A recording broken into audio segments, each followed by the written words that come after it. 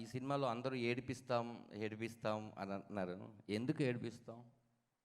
ఏడవాలి అని షార్ట్ ఏం పెట్టలేదు. ఆ షార్ట్ చూసిన తర్వాత వాళ్ళు ఏడుస్తారు.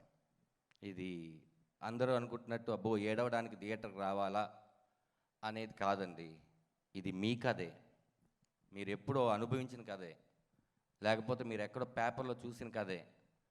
కాకపోతే మీరు ఎవరికి చెప్పలేరు. ఖచ్చితంగా ఈ కథ మీ కథ.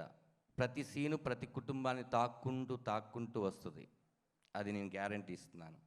నా 2 ఏళ్ళ కష్టం, ఈ 2 ఏళ్ళ కష్టంలో మాత్రమే చెప్తాను. ఎందుకంటే అందరూ సినిమా గురించి చెప్పేశారు. మా పృథ్వీ అయితే టోటల్గా ఈ సినిమాకి సంబంధించిన విషయాలన్నీ చెప్పేశారు.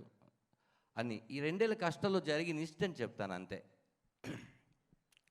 సినిమా స్టార్ట్ చేసాం, బాగా హ్యాపీగా వెళ్తుంది.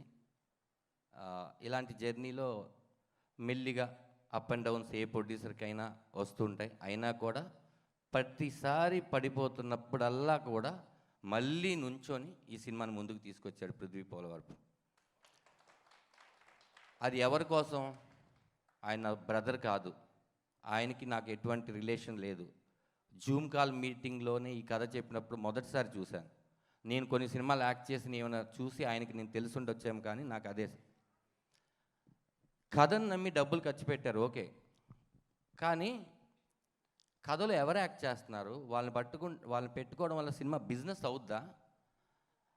లేకపోతే ఇప్పుడు ఏదో ధనరాజ్ లాంటి వాడు కామెడీ క్యారెక్టర్ చేసుకుంటూ చిన్నగా ఎదుగుతున్నాడు, అతను పెట్టుకొని సముద్రగని గారు లాంటి ఒక పెద్ద ఇమేజ్ ఉన్న నటుడికి కొడుక? ఆయనేమో ధనుష్ గారికి ఫాదర్, ఆయనేమో శివకార్తికేయ గారికి ఫాదర్, ఆయనేమో మా జూనియర్ పుష్ప వాడికి ఫాదర్. ధనరాజుకి ఫాదర్గా ఎందుకు చేస్తున్నారు? చేసే ఆయన హ్యాపీగా ఉన్నాడు, ఆయన ఎందుకు చేశాడని మిగతా వాళ్ళు బాధపడుతున్నారు. నాకు అదే అర్థం కాలేదు.